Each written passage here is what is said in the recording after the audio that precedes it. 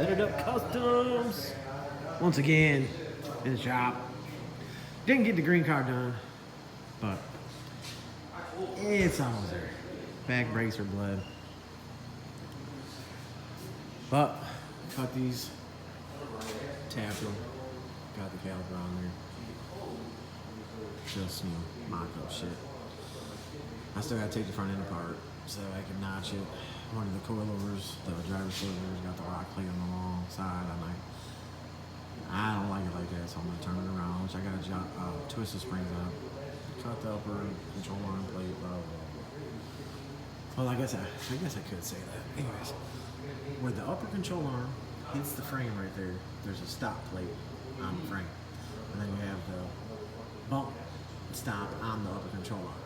Well, as long as your suspension works right and you got clearance, you don't need that shit. And obviously that's what's stopping this front end from getting any higher. So that's why when you guys see my videos, you don't see that plate on the frame. And you see the cut for the Coilover. So you can see it and the bar joint don't hit the frame and rattle around and shit. So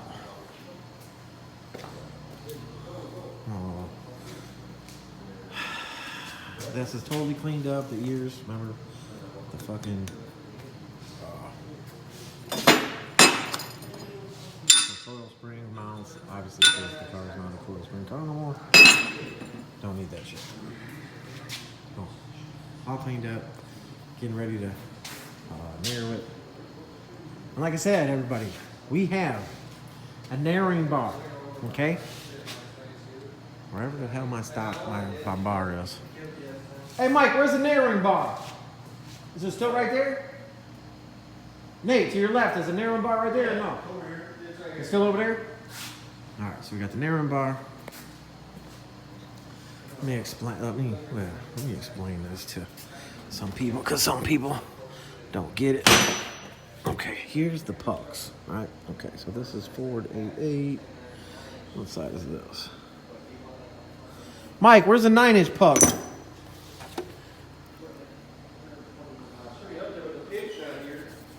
Huh? The third member's down here. I know the third member. This is 4. Okay, this gotta be the 9-inch side. All right, you guys. So, here's your rear end. This is the outer puck. Okay. That goes in there. Now, when the third member, the center section, the pig, whatever you want to call it, is bolted in here, which we have one that's made for this, it has the other pucks that go inside here. So now, the bar, that's 60-something inches, slides into this hole and goes all the way through the rear end to that side for when you weld the rear end back up. Because when you cut this off to narrow it, what do? You put lines on it, cut it off, and line it back up. I mean, I know some shops out there that have been doing that, and that's why back wheels and cars are leaning, and bearings are going out, and seals are going out, and they're leaking damn fluid. Don't get me wrong, I've fucked up a couple seals myself by putting the axles in and not putting grease on there, and then I had to go back later on, a couple months, whatever, and fix people's bearing seals. But anyways, this is the puck that goes in there. The little puck's going here, other big puck goes over there. So when you cut this out, you can line it right back up perfect. When you're working with new rear ends, obviously this tube is completely straight.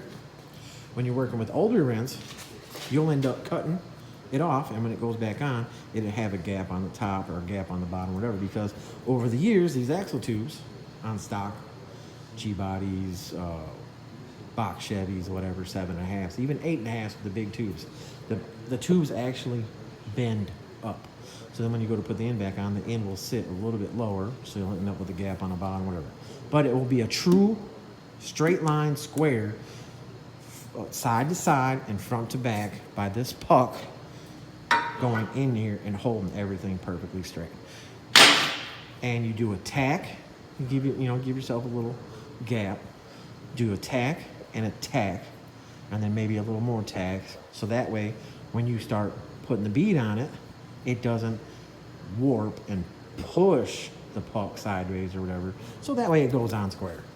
So a lot of good shit, a lot of shit. But when you're looking at shops that are, you know, doing this kind of work, and you see that there's no bar in the background. They got the rear end all laid out on the table. You don't see a bar. You're like, how the hell are they narrowing it? You know? And I've seen it plenty of times. The end will just be cut off, and they'll have little grooves in it, like they line the grooves back up. Well, it's not a true center. It's not a true square, whatever. So, hint, hint, message. All right, so anyways, we got the front brakes all on this today. Front frames all painted, blah, blah. My ball joint setup, which people told me I was stupid for doing this shit in the beginning, but this is my setup. So the people that said, haha, this and that, and talking shit, you guys know what you can do. Take a long walk off a short pier. Whatever. Notch, blah, blah. Brake lines. I got tabs that go here to attach to the frame, but I got to figure out where I'm going to put the brake line, which somebody replaced these brake lines on the car. They left the old one back here. But like I said, I have the tabs that go on here that weld to the frame. So I'm going to tack those on because we don't have fluid in the front yet. That's just sitting there. When you're putting the coil springs in, or the Viking, or you know, whatever coilovers you put in, what I like to do is, you got to put anti-seize on the threads. So obviously if I stick my finger in here, boom, you'll see there's anti-seize. So I put the anti-seize on there, I adjust it up a little bit so the anti-seize gets down in the threads. So then, once I set it where I want to set it, it's all good. So what I do is, I have the lock plate, I screw it all the way down, and I measure in between the lock plate and the adjustment plate. Boom. So I set the car down on my alignment plate so that way the car sits where it's supposed to sit on its weight. Then I start adjusting height from there. So then, of course, use the span wrench. You start twisting this up. So again, I measure from here to here. Normally it's like 2 1/2, 2 3/4 or whatever for 28 on a box Chevy or a dunk. And make both sides the same. Then the very last thing that I do, once I get my height set, I put the sway bar in it. Then the sway bar, if the car measures the same on the coilovers, but the car might sit a little crooked. So then when you put the sway bar in it and tighten the sway bar up, the sway bar will take up about a 1/2 inch of difference in the front from side to side. So then if it doesn't correct it, then you just start adjusting one of them a little bit higher than the other one. Nothing is ever perfect. You can't just take something out of a box and expect it to be perfect. You can buy a brand new one thing and put it on the car and it don't work. You know what I'm saying? So anyways, that being said, again, this thing right here will be 100% done tomorrow, meaning Friday. Tonight is Thursday night. Didn't get as much done on this as possible. Again, I had some running to do. You see the pictures on Facebook, you'll see the wheels that I got for my truck, which are 26s with a 37-inch mud tire, or half mud, half street, so that way they're not all loud. But went and got the right tie rods today. Remember what I was saying? The other tie rods, what happened was they were fatter. The shaft right here was fatter, so it wouldn't come through the spindle. It went through here, but it barely stuck out any threads on the center link. So those were the dunk ones, which somehow I confused them, or they confused them, or whatever. So, and I always use these Hotchkins, or these are the QA1 tie rod sleeves, which you guys know I've used the black Hotchkins, however you say it. They're cool. These are, they're like a zinc. So if you were to clear coat them, they stay. But then when you're using the crescent wrench on these to adjust it, you got to be careful using a crescent wrench that doesn't have teeth, so that way you don't eat these up. You can use the ones with the teeth on this side once you get it all set. Oh yeah, this side fully notched. Gonna need some more paint on it. But again, I got the tabs to go on here. I'll end up painting my ball joint spacing setup. Boom. Brakes are on this side. Hopefully this dude's gonna be happy that he can come do the shit. And yeah, so I guess I turned this into a little bit longer video, which I guess is cool. All right, y'all, that's good.